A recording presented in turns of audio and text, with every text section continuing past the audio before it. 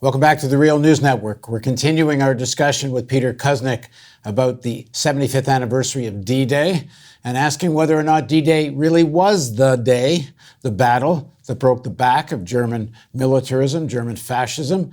Peter joins us again.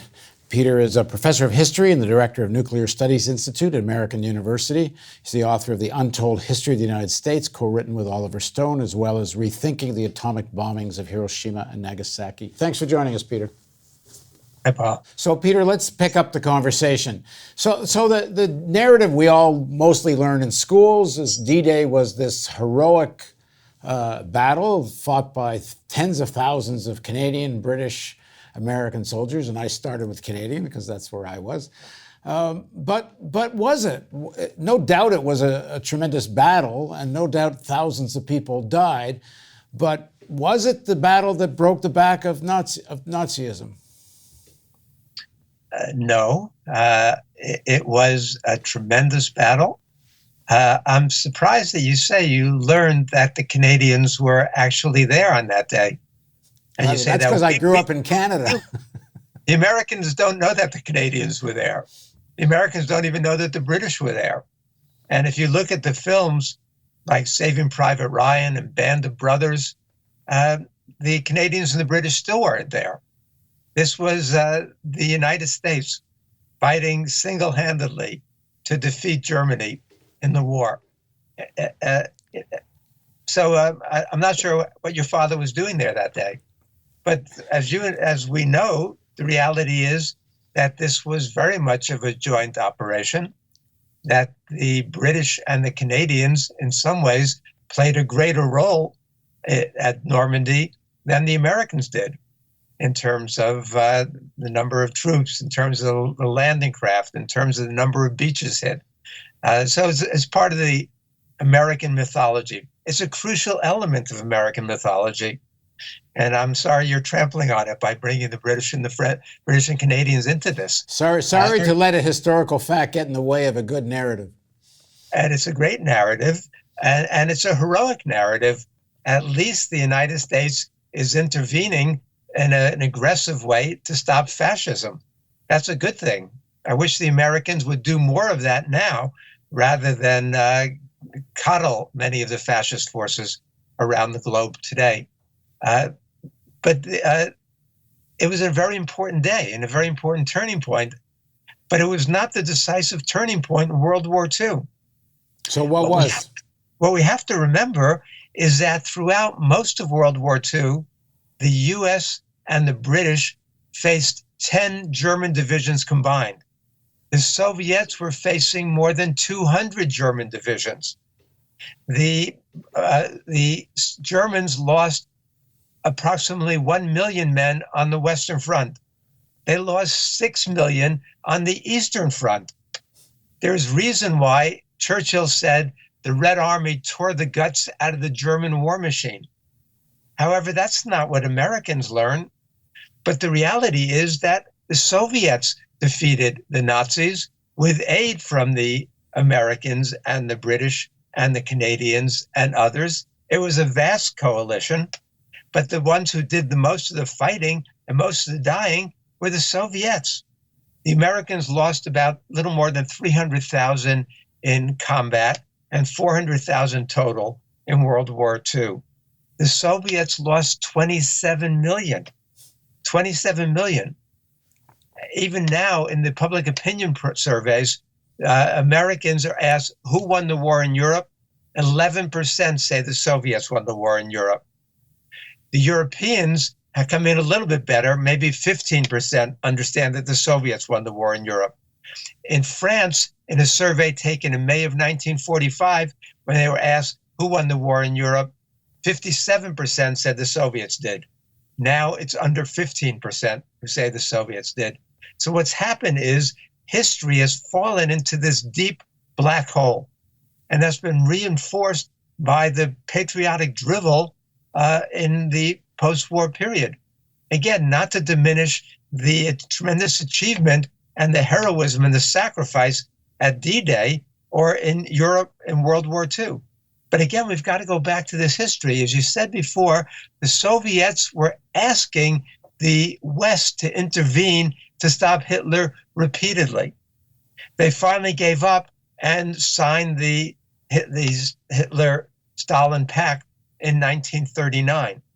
And then Stalin fell into this delusion. Stalin, who never trusts anybody, seemed to trust Hitler that the Germans were not going to invade.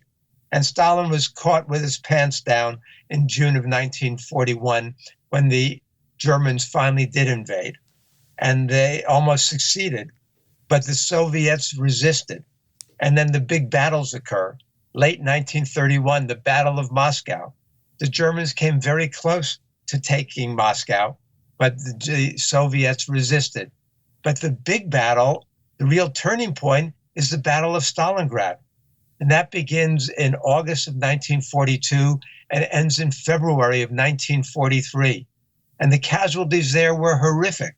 We're talking about over 1 million Soviet casualties, perhaps 500,000 Soviet dead, several 100,000 Germans dead. And after the Soviets defeat the German army and Paulus surrenders his 91,000 remaining troops in February 14 of 1943, Hitler says the gods of war have gone over to the other side. And that battle is followed by the Kursk battle, the big tank battle at Kursk. And from there, the Soviets were on the offensive. And they were marching through Eastern Europe and Central Europe and making their way to Berlin. But the American narrative and the Russian narratives are totally different in World War II. For the Americans, the war begins at Pearl Harbor, December 7th, 1941. And then there's some battling in North Africa and the underbelly and Italy. But the real war for the Americans begins June 6, 1944, with the invasion of Normandy with D-Day. Then the Americans single-handedly defeat the Germans and march straight into Berlin, and the Americans win the war in Europe. That's a very, very unfortunate and dangerous myth that has been perpetrated. And if you listen to Trump's words, again, in England, again, he's reinforcing that myth about the Americans leading the way to the liberation of Europe. That's not the reality. The reality was the success at Normandy is largely due to the fact that the Germans were already weakened badly by that point because they had been taking a pummeling and they were in retreat across Europe ahead of the Russian army, ahead of the vast Red Army, which was then liberating the concentration camps. And part of the reason why the Russians were so full of rage and committed the atrocities they did against the Germans when they took Berlin was because they had seen the German atrocities in the concentration camps, because they had seen what the Germans had done to the Russians throughout that before the Russians turned the tide. So when I tell my students what the Soviets lost in World War II, the loss of 27 million people in World War II is the equivalent of one 9/11 a day, every day for 24 years. That's what the Soviets suffered in World War II. The equivalent of one 9/11 a day, every day for 24 years in terms of the numbers of deaths suffered by the Soviet Union. As John Kennedy says in his tremendous commencement address at American University in June of 1963, he says, what the Soviets suffered was the equivalent of the entire United States east of Chicago having been wiped out and destroyed. Some people argue that the reason the United States and Britain didn't open up a second front earlier was because, as we said in part one of this interview, there's a lot of people within the political and military elites and others that wanted the Germans and the Russians just to fight the hell out of each other. And then two, there's sections of the elites and military, especially in the United States, but even in the UK, that could kind of live with a German occupation of Europe, But they would not live with the possibility, and this is what happened in Stalingrad and Kursk, as you mentioned, when the Russians start to have the upper hand against the Germans and start marching towards Berlin.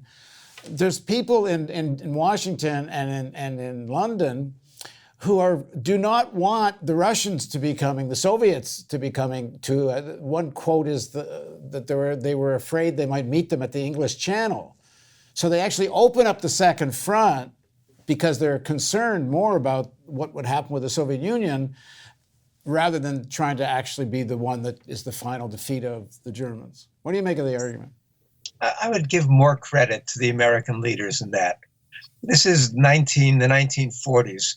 The Americans are on the right side of a war against fascism. It's hard, we would like to project the kind of mindset of the post-war period back to then, and I don't think it works. You have to remember that in May of 42, Roosevelt took the initiative to ask Stalin to send Molotov and a trusted general to Washington, D.C. He met there with them, and during that meeting, he turns to General Marshall, and he says, "Can the United States open up the second front before the end of 1942, open up the second front in Europe?" And Marshall says yes. And then they issue a proclamation committing the United States to open up a second front. So why don't they? Before the end of 1942. Churchill initially had said he approved of it, but he did not want to have any hand in this at all. He says, we don't have enough transports, we're not ready, we're not strong enough, and Churchill drags his feet. Roosevelt decides to go along with the British plan to invade North Africa in early 1943, but the American leaders, military leaders, were furious. Marshall dismissed this as periphery pecking. Eisenhower, who led the operation, said this will go down as the blackest day in history when we invade North Africa instead of opening up the second front in Europe. There were second front rallies throughout the United States, bumper stickers, signs. The American people wanted to open up the second front in Europe. Roosevelt, I think, sincerely did also, but he calculated that we have to get the U.S. involved militarily somewhere in 1943. And if the British won't go along, we're not in a position to do what we want to do. So I think Roosevelt... Peter, let me interrupt for a second. Do you buy the idea that if Roosevelt and the American military leaders really wanted the second front, and I don't know the history well enough to question it, but they couldn't force this on Churchill?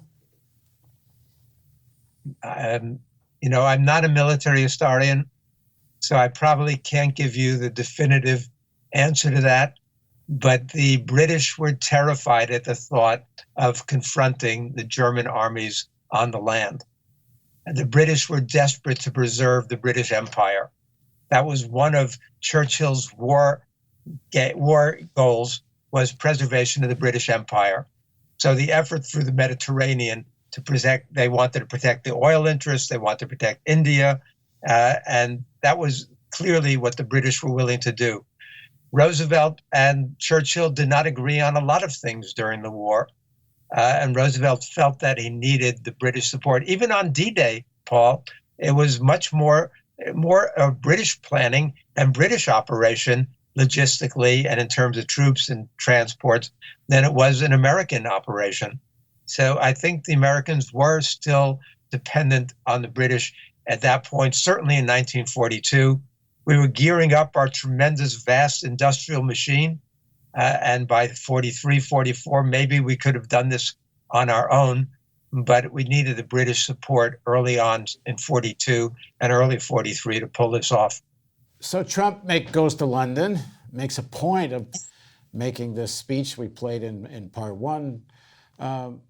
Why does he make such an issue out of D-Day now? You don't think it has something to do with all the machinations against Iran and his hope that Britain and Europe will get on board with those plans? Because right now that doesn't seem to be happening for him. No, I don't think Trump cares. Trump will bully them into going along with U.S. policy. He's going to use trade. He's going to use sanctions. He's going to use his bullying to try to ram this down the throat of the Europeans. Europeans are furious with Trump over his Iran policy. Even the British have failed to go along with this, but Trump is still able to achieve much of what he wants to, even without the direct support of the Europeans on this. So, and clearly, as you and I have discussed, what the Trump foreign policy people really are concerned about is Iran.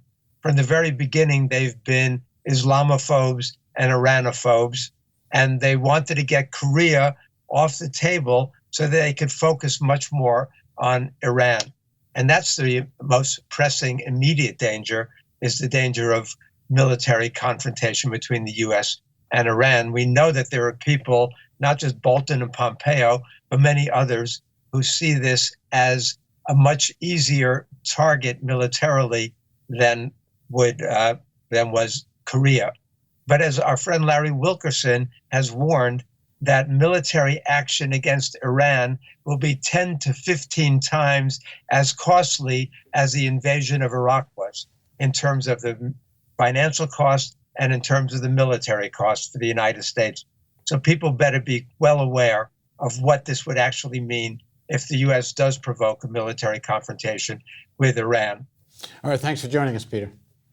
Thank you, Paul. Thank you for joining us on the Real News Network.